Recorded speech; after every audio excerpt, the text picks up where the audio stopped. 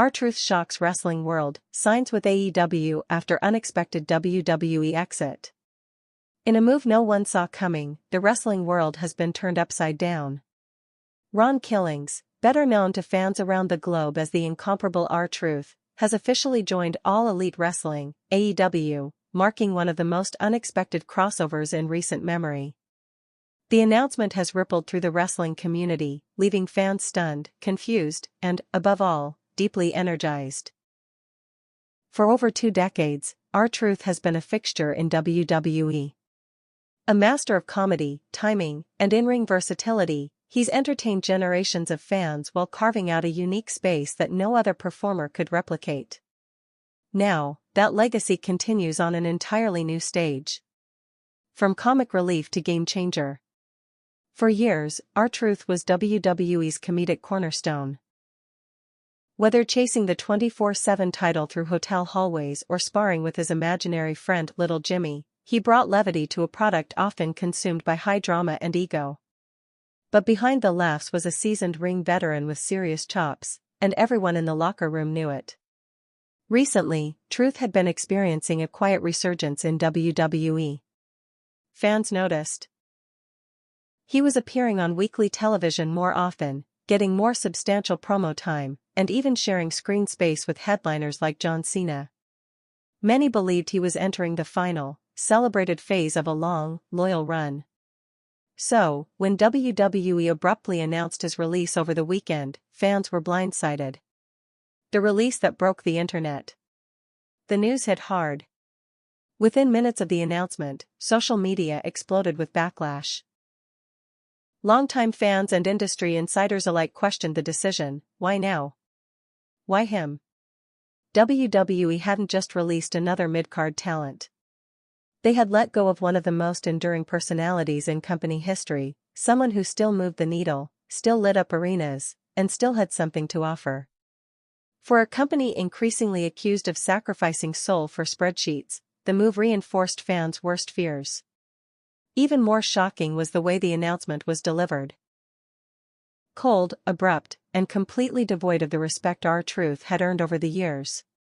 In response, Truth shared a short, heartfelt post on social media that quickly went viral, garnering over 17 million views and hundreds of thousands of reactions. The message? Simple gratitude. No anger. No accusations. Just class. And that only made the outrage louder. Enter Tony Khan. While WWE scrambled to manage the public fallout, AEW President Tony Khan moved fast. According to sources, he personally reached out to Killings just hours after the news broke. The deal came together quickly, and now it's official, R-Truth is All Elite. But make no mistake, this isn't just about adding a veteran. This is a strategic message. AEW isn't just building a roster. It's building an identity, one that values authenticity, connection, and creativity. By signing R-Truth, Khan is making it clear, AEW is willing to invest in the talent WWE takes for granted. More than a signing, a statement. Truth's arrival in AEW is more than just a headline. It's a cultural shift. At 53 years old, he defies every stereotype. He's not washed up. He's not slowing down. And he's not finished. Tony Khan reportedly sees him as more than just a performer, he sees him as a Swiss Army knife. Expect to see Truth in matches, backstage segments, promos, and everything in between. Whether he's injecting humor into AEW's weekly programming or playing mentor to rising stars, Truth offers a rare combination of charisma, versatility, and legacy that few others can match. He's not just here to fill airtime. He's here to elevate it.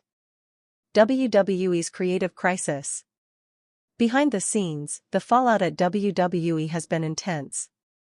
Reports suggest Triple H fought to keep R-Truth, recognizing his unique value both in and out of the ring. But in today's WWE, now operating under the TKO Group following its merger with UFC, creative input often takes a backseat to business metrics. Executives reportedly viewed Truth's age and salary as expendable, choosing to cut costs instead of considering his irreplaceable connection with the fans. In doing so, they may have committed one of the biggest miscalculations in recent company history. Truth wasn't just a performer. He was a bridge between generations. A reminder that wrestling, at its core, is supposed to make you feel something, whether it's laughter, nostalgia, or respect. By letting him go, WWE didn't just lose a talent. They lost trust. A new chapter begins. For AEW, the timing couldn't be better. The company is still shaping its long-term identity. Adding someone as universally respected and recognizable as R-Truth is a massive step forward. He can introduce AEW to a broader audience, help spotlight younger stars, and expand the company's reach across demographics. Whether he continues leaning into comedy, returns to his more serious Ron Killings roots, or blends both into something entirely new, one thing is clear: AEW just got a lot more interesting. And for WWE, this wasn't just a release. It was a wake-up call. You ever seen a man flip the entire industry on its head, without saying a word? That's exactly what happened this week, and the wrestling world is still spinning. Ron Killings, known to millions as R-Truth, just pulled off one of the most surprising moves in modern wrestling history. He left WWE after over 20 years of loyal service, and signed with All Elite Wrestling, AEW. No dramatic build-up. No retirement angle. No thank you segment. Just gone. And then, hours later, reborn. If you blinked, you missed it. But fans didn't blink. They exploded. Social media caught fire. Industry insiders scrambled. Executives clutched their PR statements. And deep within WWE headquarters, sources say one man, Paul Levesque, better known as Triple H, stood staring at a decision he never wanted, but had to live with. This wasn't just a contract decision. This was a cultural misfire. WWE didn't just lose a talent. They lost trust. Anonymous WWE talent, speaking off the record, this story isn't just about a contract. It's about the miscalculation of value. It's about what happens when charisma is measured in spreadsheets, and legacy is treated as an afterthought. It's about how a 53-year-old man with a fake friend named Little Jimmy just exposed some of the deepest flaws in the biggest wrestling company on earth. It's also about what happens next, for AEW, for WWE, and for a man who's quietly become one of wrestling's most beloved figures. But before we break down the fallout, let's rewind. The man, the mystery, the meme king. R-Truth has been called many things: underrated, hilarious, overlooked, genius, meme machine, walking punchline, locker room therapist. For years, fans laughed with him. Sometimes at him. But they never doubted him. He wasn't just funny. He was magnetic. He took the absurd, like yelling "my bad" in the middle of a Royal Rumble, and made it gold. He turned chicken scratch into chicken salad on live TV for 2 decades. He was never the guy, but somehow always that guy. Show-stealing segments, viral moments, fan-favorite pops. And then, just like that, he was out. No farewell. No vignette. No backstage thank you. Just a quiet WWE.com post and a tidal wave of disbelief. For a man who'd outlasted eras, storylines, GMs, brands, and belts, this was how it ended? The power of silence. Truth's response said everything without saying much at all. A short message. Just gratitude. No bitterness. No dragging. Just class. In a landscape where departing talent often burn the bridge on the way out, especially if they feel mistreated, Truth lit a candle instead. A quiet, powerful candle that reminded everyone, this guy is different. And fans felt that. Within hours, his post racked up millions of views. Hashtags trended. Fans, wrestlers, podcasters, and even celebrities chimed in. The overwhelming sentiment? WWE had made a huge mistake. This wasn't a mid-card release. This was the release of a cornerstone. Not because of titles, or main events, or heel turns, but because of connection. R-Truth was one of the last emotionally bulletproof talents. No matter what era you joined WWE fandom in, Truth was yours. And WWE let him go. The Triple H dilemma. Sources close to the situation say this wasn't Triple H's call. Insiders describe an internal tug-of-war, with creative leads pushing to retain Truth while executives prioritized cost-cutting in the wake of the TKO merger. Age. Salary. Limited upside. The usual justifications. But fans didn't see upside. They saw impact. WWE made a move that looked smart on a spreadsheet, and foolish everywhere else. For Triple H, a man long praised for his appreciation of wrestling's soul and its storytellers, this had to sting. He knew what Truth brought. He'd booked him. Protected him. Shared backstage segments with him. Trusted him. But in this new era of corporate wrestling, even the King of Kings doesn't always hold the sword. And by the time the numbers men were done, AEW had already made the call. Tony Khan doesn't miss moments. This is where things got really interesting. While WWE was still fielding angry tweets and cleaning up their PR mess, AEW President Tony Khan wasted no time. He reached out directly, according to reports, and made it happen, fast. Some sources say Truth signed the very next day. The announcement wasn't loud. It wasn't flashy. It didn't need to be. It just read, Ron Killings is #AllElite. 6 words. And suddenly, everything changed. Because Khan didn't just sign a veteran. He made a statement. He told fans, we see what you see. We value what you value. We listen. That might be AEW's most important signature yet. The world's funniest man just got serious. Let's be clear, R-Truth didn't go to AEW to be a nostalgia act. He didn't go there to collect a paycheck and work one match every few months. He went there because he still has something to prove. To himself. To the industry. To the people who forgot that behind the jokes is a man who once stood across the ring from John Cena and held his own. Who once main event pay-per-views. Who once carried a world title while breaking barriers others were scared to touch. AEW didn't sign a meme. They signed a message. What this video will cover. In the next few chapters, we're going deep into this story from every angle. Who is Ron Killings beneath the gimmick? And how did he become the heartbeat of WWE without ever being its face? What led to WWE letting go of one of its most consistent, likable, and versatile performers? How did Tony Khan swoop in so quickly, and what are his plans for Truth in AEW?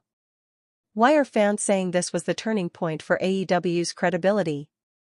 And most importantly, what does this all say about the future of pro wrestling? This isn't just a roster change. This is a shift in how value is perceived and misperceived. In the wrestling industry. Stick around. Because in the next few minutes, you're going to see how a man who used to talk to an imaginary friend just became the most important signing of the year. This is the story of Ron Killings. This is the moment WWE blinked. This is the mistake Triple H will regret. Before there was Little Jimmy. Before the 24/7 title skits. Before he was sprinting down Raw's entrance ramp chasing invisible opponents or popping the crowd with perfectly timed nonsense. There was Ron Killings. And Ron Killings didn't grow up dreaming of being a wrestler. He didn't grow up with posters of Hulk Hogan on his wall or practice suplexes on his younger siblings. He didn't even get into wrestling the normal way. Ron Killings was trying to survive. Born January 19, 1972, in Charlotte, North Carolina, Killings came up in a world that didn't make room for daydreamers. His environment was heavy with drugs, crime, and missed opportunities. He wasn't just around it. He was in it. He sold drugs. He ran the streets. He got arrested. And he didn't hide from that reality, he's talked about it openly in interviews for years. He wasn't trying to be famous. He was trying to get by. And the only outlet that gave him any kind of structure or expression in those early years was music. Rap gave him a language, a rhythm, a voice. He fell in love with hip-hop and started performing in local venues, often working the underground circuit to build a name for himself. And in those years, there was no wrestling gimmick, no alter ego. He was just Ron, grinding, hustling, rhyming, trying to build something out of the pieces of a chaotic life. Wrestling didn't enter the picture until later, almost accidentally. While hustling in music, Killings caught the attention of Jack Crockett, part of the legendary Crockett wrestling family. Crockett didn't see a street kid. He saw potential. He saw charisma. He saw the spark of something bigger. And more than anything, he saw someone who could connect. Crockett offered to train Killings, who, at the time, had barely watched pro wrestling, let alone considered becoming part of it. But he took a chance. That decision didn't just change Killings' life, it quietly began reshaping the landscape of professional wrestling. Killings trained for several years before getting a real shot. His first notable break came in 1999, when he signed with the then World Wrestling Federation, WWF, and was placed in their developmental system. He was raw, but he was driven. Eventually, he debuted under the name K-Quick, teaming with Road Dogg, one of the most charismatic stars of the Attitude Era. Fans remember the pairing fondly. K-Quick would freestyle on the way to the ring while Road Dogg chimed in with his signature style. It wasn't polished, but it had something that couldn't be manufactured, vibe. Still, the run was short-lived. After Road Dogg was released in 2001 due to personal issues, Killings was left adrift. WWE didn't have long-term plans for K-Quick, and Killings didn't fit the mold of their top stars at the time. So, in 2002, he left WWE. And that's when the real story began. Enter NWA TNA. In the early 2000s, TNA, Total Nonstop Action Wrestling, was a new promotion trying to build credibility. And it did something WWE never dared to do, it made Ron Killings, under the name The Truth, its world champion. Not a mid-card belt. Not a tag title. The top prize. In August 2002, Ron Killings defeated Ken Shamrock to become the NWA World Heavyweight Champion. He wasn't just the first African American to hold the title in the modern era. He was the first black man ever to hold that belt as a recognized world champion. That moment was historic. And yet, it's often overlooked, even now. While other promotions were still treating black wrestlers as side acts or comic relief, TNA made Killings the face of the company. And he delivered. He cut fiery promos. He worked main events. He carried the title with pride and seriousness. He called out racism in the business. He didn't play it safe. He leaned in.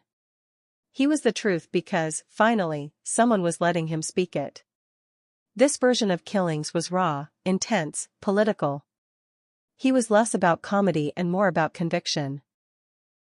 He wasn't trying to pop the crowd, he was trying to shake the foundation. And for a while, it worked. TNA positioned him as a legit star, and fans saw what WWE had missed. But wrestling is a business of waves. And Killings' TNA push eventually slowed as the company brought in bigger names and shifted its focus. Even so, his run was respected. He had done what very few had, become a black world champion in a major American promotion without changing who he was to fit a corporate image.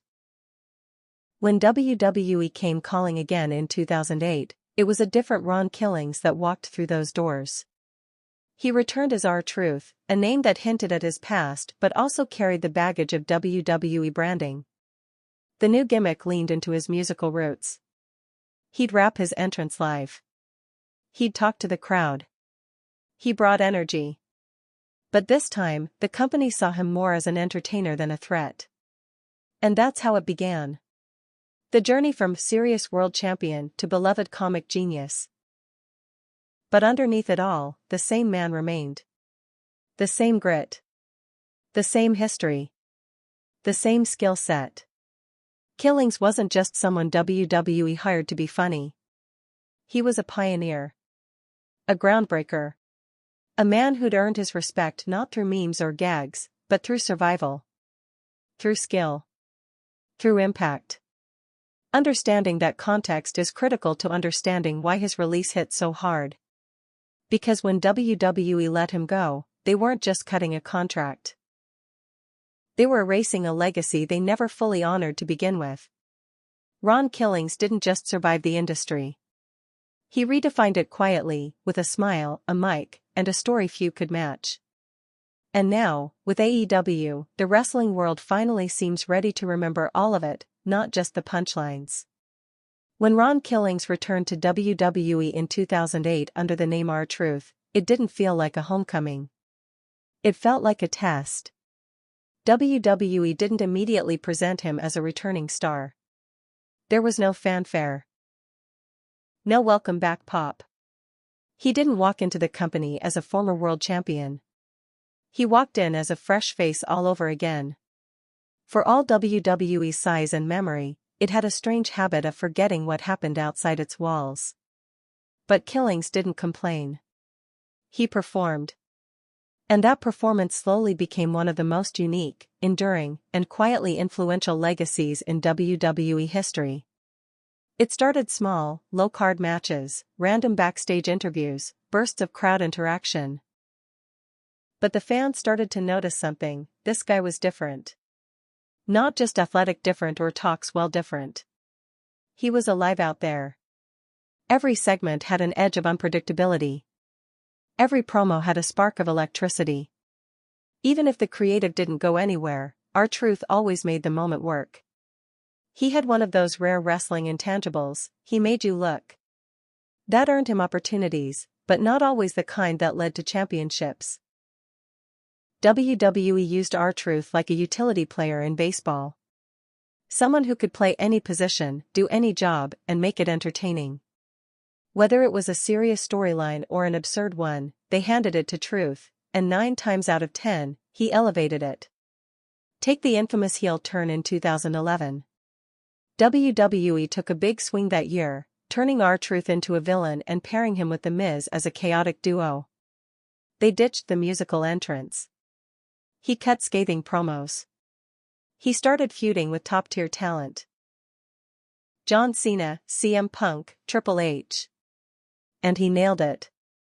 The 2011 version of R-Truth was a paranoid, conspiracy-obsessed menace who talked to himself and accused WWE of keeping him down. It was weird. It was intense. It was over. That run included a main event match at Survivor Series 2011 in Madison Square Garden, where Truth and Miz teamed up against Cena and a returning The Rock. That match marked The Rock's first official match back in WWE after a 7-year hiatus, and Truth was part of it. Most fans don't even remember that detail. But that's what made Truth's career so wild. He was always there, right next to the brightest spotlights, but never quite inside them. In a different world, that heel version of R-Truth could have been a world title contender. He had the mic skills, the fan reactions, and the in-ring ability. But WWE didn't pull the trigger. Maybe they thought it was a short-term gimmick. Maybe they didn't see dollar signs. Maybe they just didn't believe a 40-year-old Truth could be a credible face of the company, even though he was getting some of the loudest reactions of the year. Eventually, the heel run cooled off, and Truth drifted back into comedic territory. And that's when something unexpected happened. He got even more over. From 2012 onward, R-Truth leaned into the absurd. There was little Jimmy, his imaginary friend who he treated like a real person. There were segments with talking spiders, misread cue cards, mistaken identity skits, and botched entrances that weren't actually botched. Truth blurred the line between fiction and madness better than anyone since Primera Santino Marella, but with more subtlety and control. And through it all, the audience loved him for it. What makes this stretch of Truth's career so unique is that it didn't rely on wins, titles, or storylines to thrive. He created his own momentum. He became one of the rare talents whose segments fans looked forward to regardless of where he appeared on the card. In an industry dominated by championship belts and power rankings, Truth became his own kind of main event. Then came the 24/7 Championship. When WWE introduced the green and gold belt in 2019, a gimmick title that could be defended anywhere at any time, nobody expected it to mean anything. The idea seemed like a throwaway. Something for YouTube clips. Something to pad Raw and SmackDown when creative had no ideas. Then R-Truth got his hands on it. And suddenly, it mattered. Truth turned the 24/7 title into a full-blown variety show. He won it at weddings. On airplanes. At golf courses. He lost it to referees, to children, to celebrities, and always in the most ridiculous, perfectly timed ways. He sold the chaos like Shakespeare. He made people care about a belt that started as a joke. Over time, he racked up over 50 reigns with the title, more than anyone else by a mile. Fans laughed, sure. But they also respected it. Because behind every goofy title switch was a man showing up, working hard, and delivering consistency in a company that often had none. Truth made WWE programming better just by being on it. There's no stat for that. But you felt it. And yet, even with all that impact, he never complained about his spot.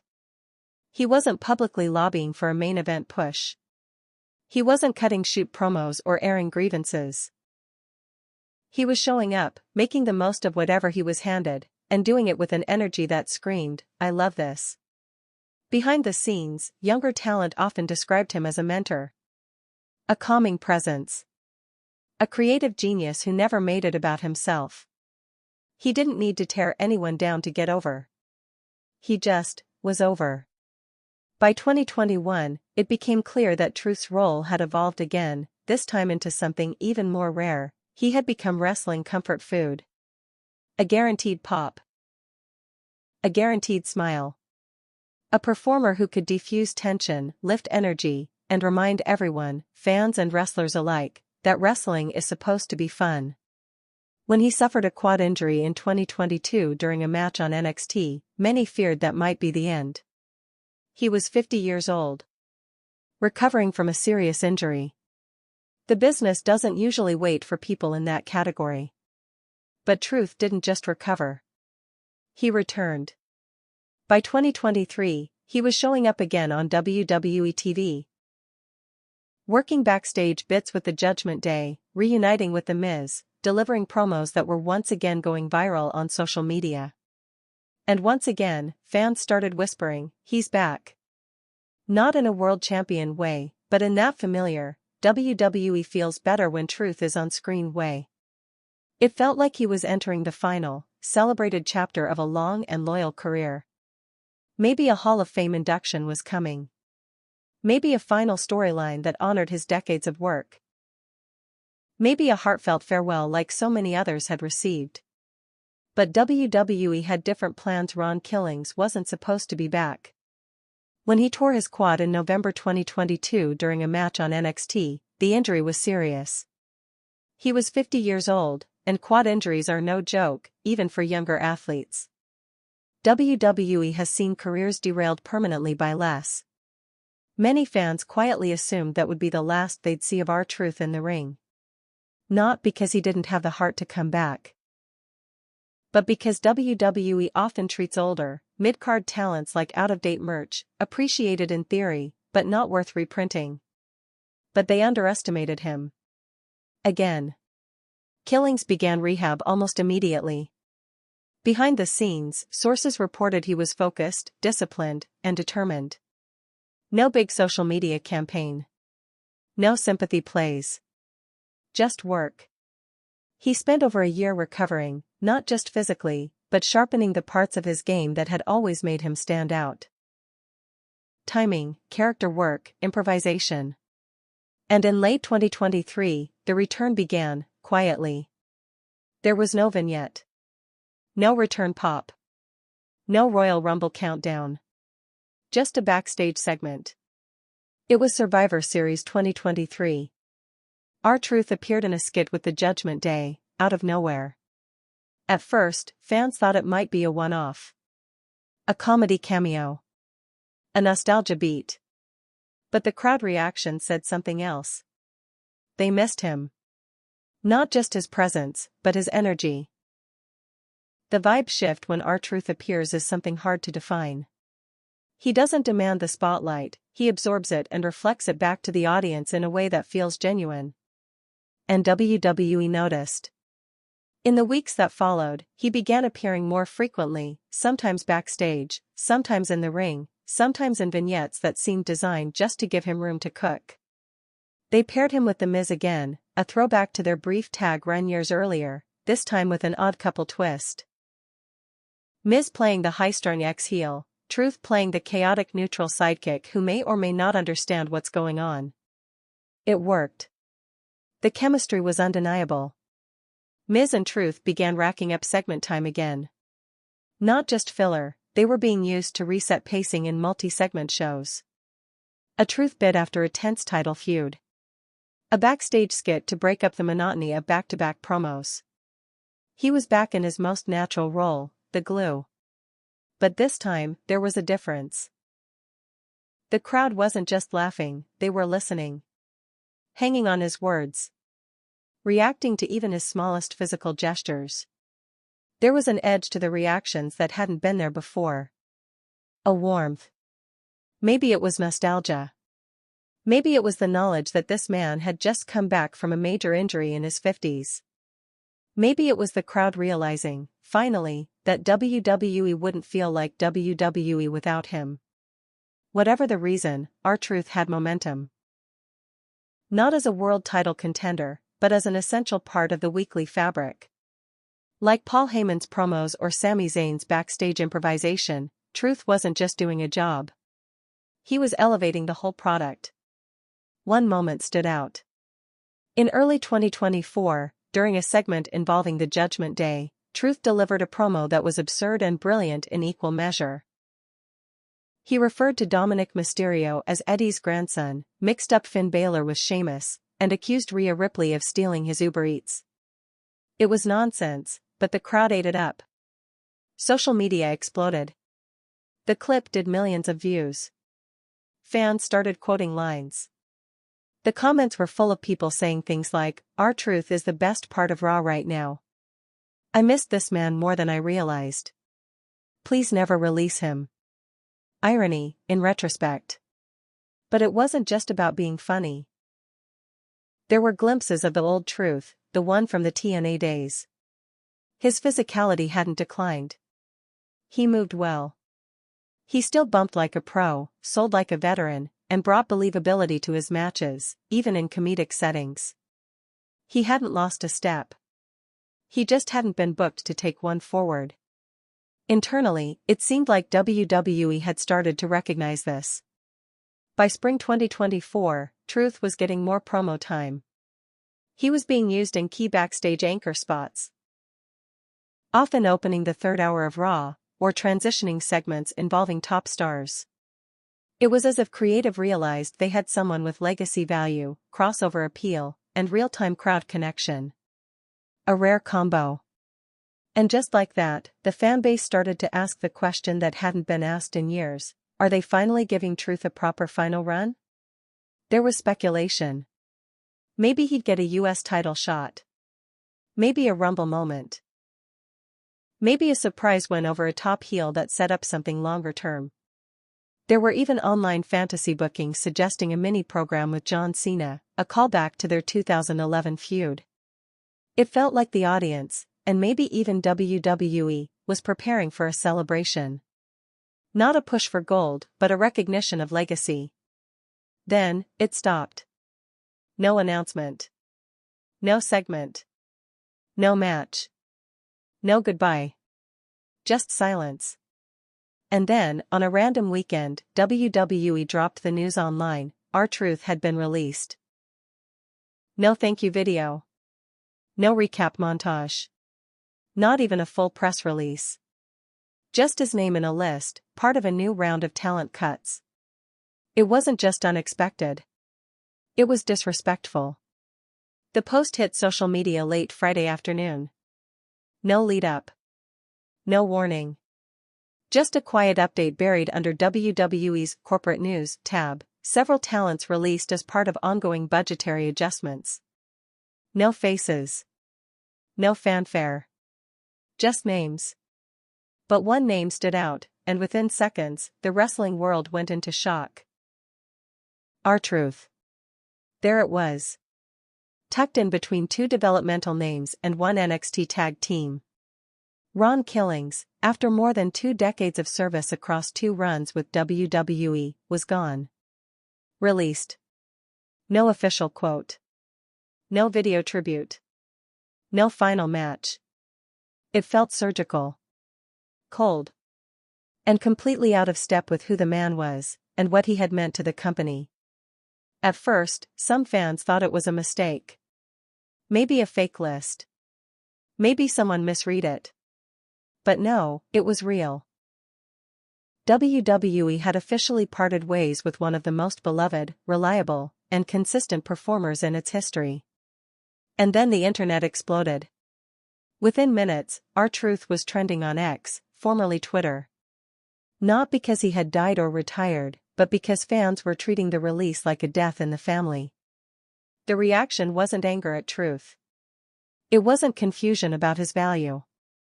It was outrage, aimed directly at WWE. The sentiment was loud and immediate: how do you let go of him? R-Truth deserved a goodbye, not a list. This is the coldest release I've ever seen. Wrestlers began weighing in. Some subtle, some direct. Always a pleasure sharing a locker room with this legend, one posted. Hope AEW calls him immediately, another wrote. One tweet summed it up best: he's been making people laugh since I was a kid, and he still has it. This wasn't just a cut. This was a mistake. Because this release wasn't like the others. WWE does talent cuts regularly. Some expected, some overdue, some shocking. But R-Truth wasn't underperforming. He wasn't fading. He wasn't injured. He was thriving. He was appearing weekly. Getting some of the loudest non-main event reactions on television. Becoming a fan favorite again after 2 decades in the system. And WWE just let him go. No angle. No retirement. No send-off. Fans weren't just mad. They were hurt. This was a performer who had given everything. Who had never been a scandal. Who had never turned on the company. Who had always done what was asked, and more. A guy who made absurd gimmicks work. A guy who brought joy to a product increasingly run by corporate strategy, quarterly earnings, and streaming algorithms. He was proof that wrestling didn't always have to be serious to be valuable. That you could build connection with humor. That you could be trusted. And the company treated him like another line on a spreadsheet. That's when things turned from disappointment to backlash. Clips started flooding X, Instagram, YouTube, Truth freestyling his own entrance in 2008. Truth joking with Cena in a backstage bit. Truth rolling up Drake Maverick for his 27th 24/7 title win. Truth mistaking Raw for SmackDown and blaming the crowd. Truth doing a spinning corkscrew elbow drop at age 50. Each video racked up views in the millions. Comments filled with heartbreak and appreciation. Truth's name became a rallying cry. Not just for fans tired of WWE's cuts, but for a larger point: WWE doesn't always value heart. And it just cost them. Then came Truth's response. It was a single post. Just a black background. White text. A short message: thank you to everyone who ever believed in me. Love y'all. Always. That's it. No heat. No shade. No passive-aggressive jabs. Just grace. And it blew up. The post was viewed over 17 million times in the first 48 hours. Tens of thousands of shares. Hundreds of thousands of likes. Former and current wrestlers reposted it. Fans made tribute videos. TikTok creators dubbed old clips with sad piano music. Even mainstream sports sites covered it. But the most telling reaction was emotional. You could feel it. People weren't sad just because R-Truth was released. They were sad because this was how it ended. For a man who had helped define multiple eras of WWE, attitude, ruthless aggression, PG, reality, and beyond, he deserved more. And the fans knew it, even if the company didn't. But someone else did. Because while WWE scrambled to control the narrative, AEW president Tony Khan picked up the phone. In an era where every celebrity exit turns into a personal brand campaign, cryptic tweets, podcast rants, vague truth bombs, Ron Killings went the opposite route. He posted one message. No logo. No video. No sound. Just a black background with white lettering and one sentence: "Thank you to everyone who ever believed in me. Love y'all. Always." That was it. No blame. No bitterness. No clickbait. Just heart. And that's exactly why it hit harder than any tell-all interview or scorched earth podcast ever could. Within an hour, it had over 1 million views. By day's end, the number climbed to 5 million. In 48 hours, it passed 17 million. Comments poured in. Thousands. Then tens of thousands. From fans, wrestlers, comedians, athletes, even WWE employees, some posting under burner accounts to avoid the optics. Everyone had the same reaction: gratitude.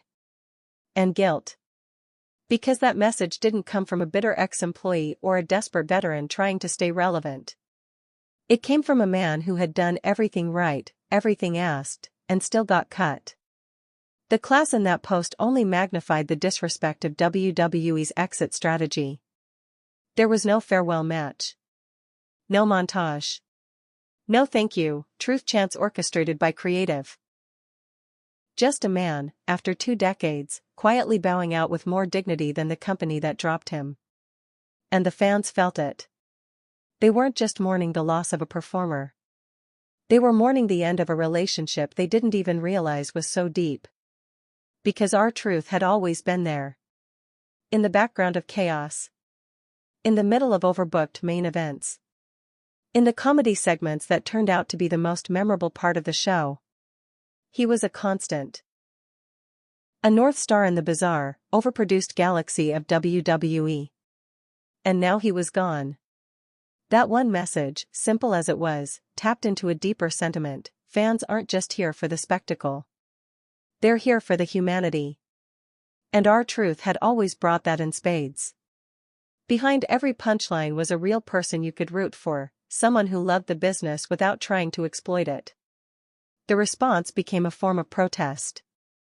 Montages flooded TikTok and Instagram. Not of title wins, but of moments.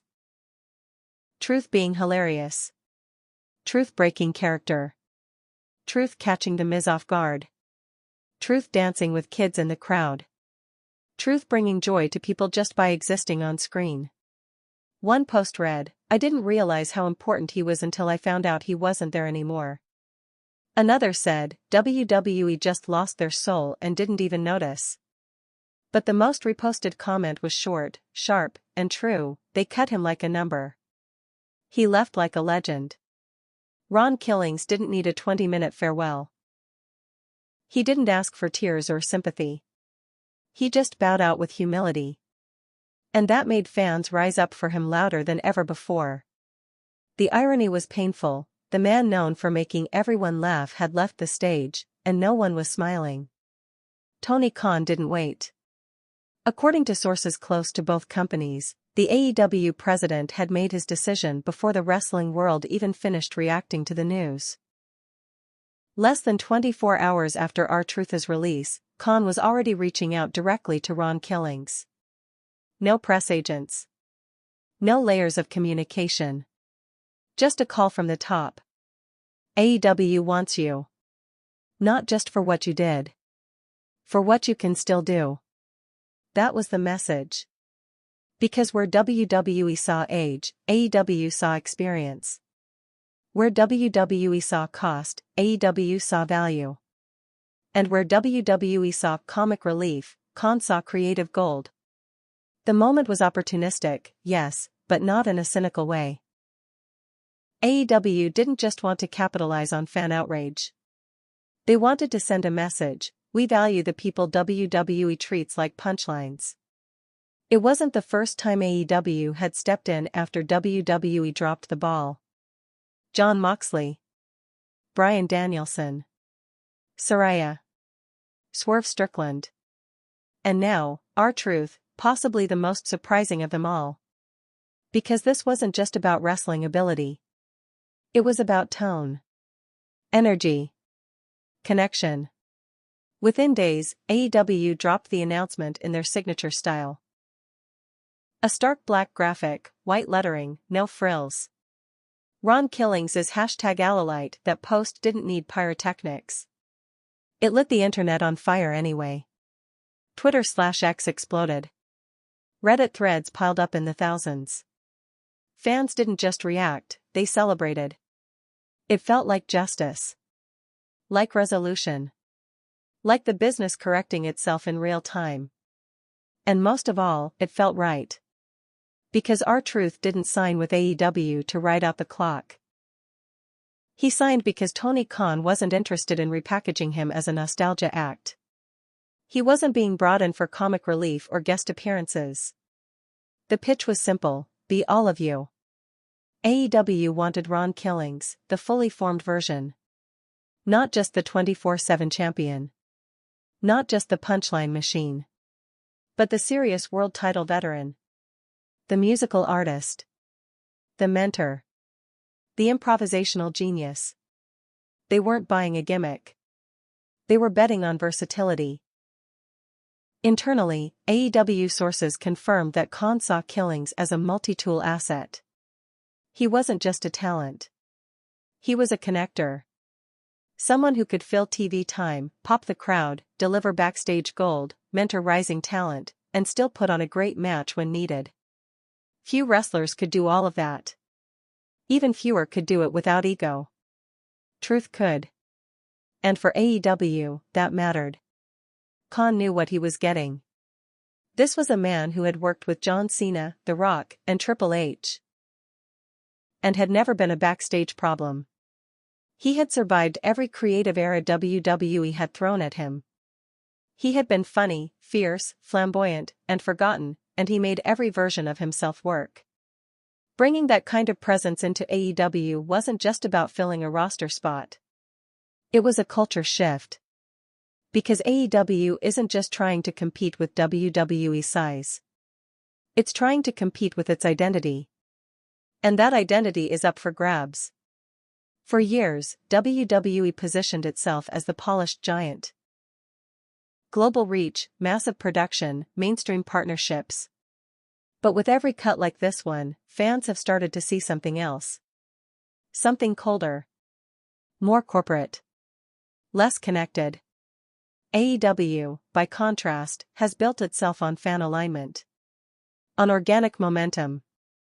On course-correcting what WWE neglects. Signing R-Truth was another swing in that exact direction. But it was also a calculated move for the present. With AEW Dynamite, Collision, Rampage, and multiple pay-per-views to fill, Khan knows he needs content generators. Killings is exactly that. Even if he never wins a belt, he brings two things that AEW's younger talents often struggle with: consistency and crowd control. He knows how to pace a segment. He knows how to make a meaningless match feel like it matters. And he knows how to bring levity without making the product feel cheap. That's a rare skill.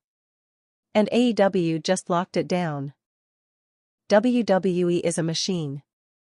It has been for a long time, especially since the early 2000s, when Vince McMahon's empire evolved from a wrestling company into a global entertainment brand.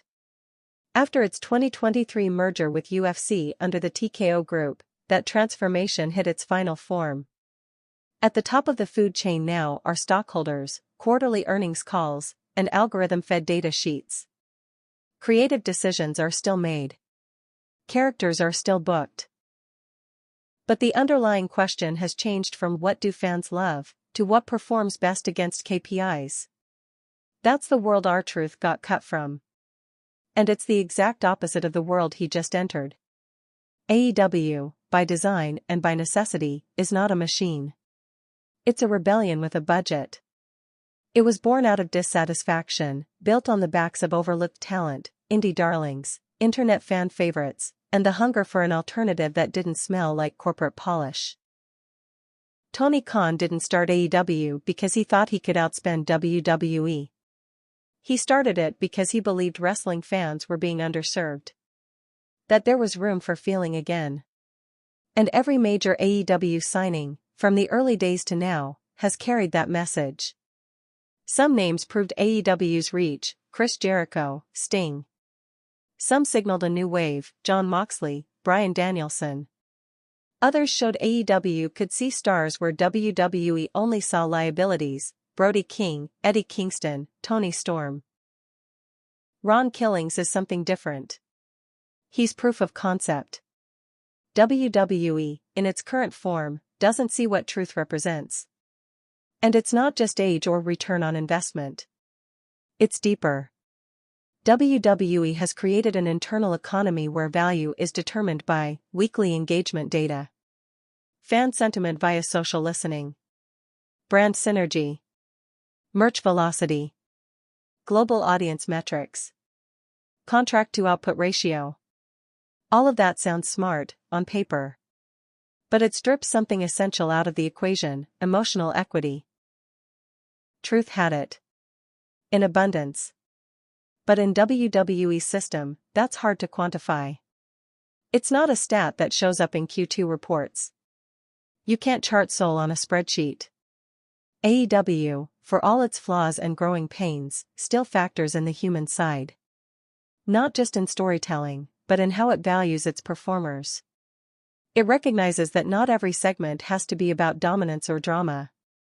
Sometimes it's about vibe. About presence. About the kind of connection you feel when a performer walks out and makes the entire arena forget how long the show's been running. That's what truth brings. He changes the temperature of the room. And in AEW, that matters. Because AEW isn't chasing WWE's production values or sponsorship deals. It's chasing something harder: identity. A reason fans choose to show up for a new promotion instead of the one they've been watching since childhood. That identity is built on a few key ideas. Let performers speak in their own voice. Trust the audience to care. Treat character work as currency. Build community, not just content.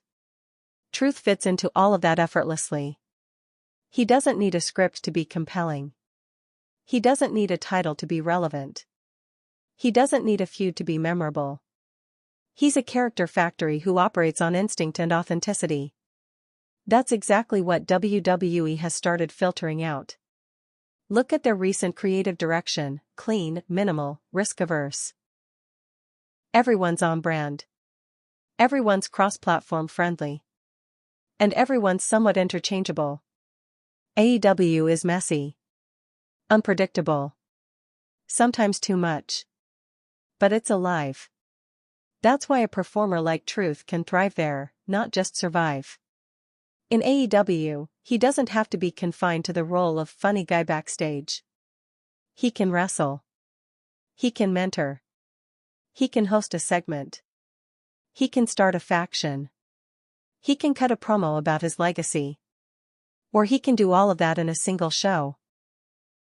And no one will tell him it doesn't fit the formula. Because there isn't a formula.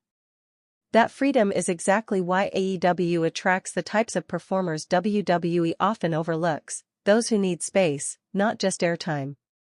WWE may win on global reach. But AEW wins on culture. And in this current moment, post R-Truth signing, that cultural edge just got sharper. Triple H didn't want to let him go. That much has been reported by multiple insiders. Quietly, off the record, through the usual channels that leak just enough to avoid heat.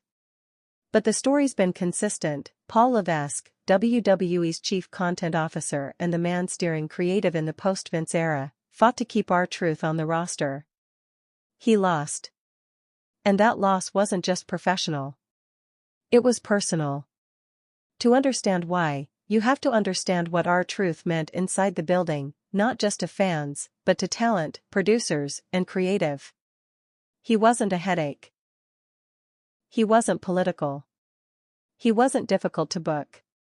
He was the dream kind of veteran, low maintenance, over-delivering, and always trusted by the locker room.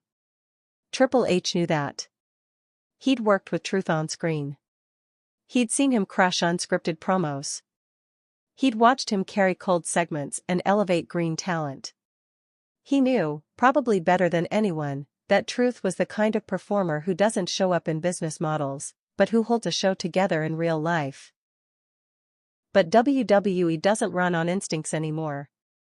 Not fully. Not post-merger. The landscape changed when WWE and UFC merged under TKO Group Holdings.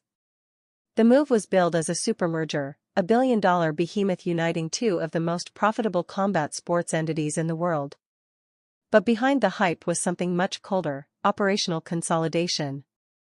Translation: cuts. Every department got leaner. Executives were shifted, roles redefined, budgets reevaluated. HR, production, marketing, even talent relations, all were put under tighter control. Creative wasn't spared. Even someone like Triple H, whose influence had been growing since Vince McMahon's initial retirement in 2022, found himself answering to more data-driven leadership. Wrestling logic took a backseat to corporate logic. That's where Truth got caught. Internally, his release was framed as a value-efficiency move. Code 4. He wasn't drawing top merch, he wasn't in a long-term storyline, and he wasn't essential to quarterly revenue projections. They didn't ask if he made the product better. They asked if he made the spreadsheet better. From a purely financial standpoint, the argument was thin. Truth wasn't breaking the bank. He was a mid-range veteran contract, valuable but not bloated. And he was one of the few older talents still healthy, active, and consistently popping crowds. But age became a factor. Quietly, unspoken, but very real. At 52, Truth was older than most active wrestlers on the roster, especially those in weekly TV rotation. Executives looking to streamline future planning didn't see upside. They saw decline. Never mind that Truth was more agile than some wrestlers half his age. Never mind that he was getting live reactions other stars were struggling to match. Never mind that he was trusted by everyone from writers to trainers. In the new WWE, if you're not ascending, you're expendable. Triple H reportedly argued that Truth was stable. A known quantity. A fan favorite who could be slotted into any segment on any show and instantly improve it. He reportedly pointed to internal fan polling, which showed Truth consistently scoring high in likability and name recognition, especially among casual viewers and families. But the business side saw the opposite.